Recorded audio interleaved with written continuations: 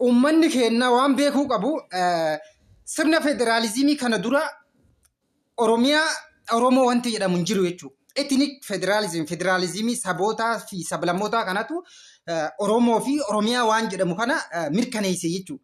Guutumaan guututti waan kana duuba maaltu jira yoo kan jennu taate completely Itoophiyaa argitee qulqulluu dhimma sabarraa bilisa taate tan warra duraanii san deebisuudha jechuudha. Tan warra duraanii san deebisuudha. Oromiyaa wanti jedhamu guutumatti akka diigamu Oromoo wanti jedhamu kanaaf namni Oromiyaa bulchus sabarratti hundaa'ee Oromoo ta'ee akka hin filamne jechuudha. Maaliif pirezidaantii Oromiyaa jedhamuu hin danda'u kana booda jechuudha.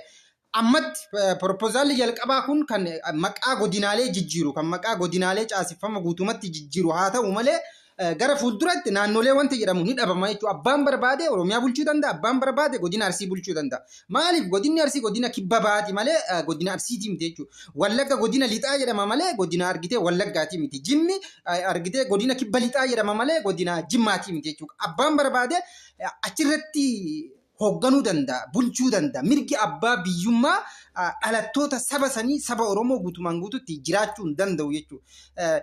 Ajandaan kun bu'uurumarraa Oromiyaa irratti kan xiyyeeffate Oromiyaa diiguudhaaf Oromoo structurally Oromoo cabsuudhaaf kan kaayyeeffatedha malee dhimma biraa tokko of keessaa hin qabu jechuudha. As keessatti akka Oromoon faayidaa tokkos kan hin qabne ajandaa Oromiyaa diiguu Oromoo cabsuu akka ta'e uummanni keenya jala muree beekuu qaba jechuudha. Akka waan argitee salphaa waan qoosaa tokkotti ilaaluun barbaachisaa miti jechuudha.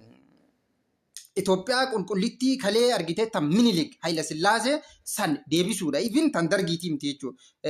Gaafii dargiin deebise gaafiin sabaaf sablammoota bara dargiitu deebi'ee jira. Bara dargiin caasaa Itoophiyaa takkitti afaan takkitti amantii tokko jedhu sanuu completely structuralillee institutionalillee kan cabsee dargiidha jechuudha. Hirri federaalizimii raggaa waa baatu sirni bulchiinsaa sirni dimokiraasii lafa qabachuu haa baatu malee dargiin guutumatti sirna argitee abbaa lafaa kan abbaa irrummaa warra argitee waaqarraa muudamne jedhu san kan cabse dargii jechuudha. Amma immoo Itoophiyaa Hayila Sillaasee tan Minilik tan warra Habashaa warra soddaa kennaa san deebisuudhaaf ajandaa lafa kaa'ame ta'uu uummanni keenya beekuu qaba jechuudha.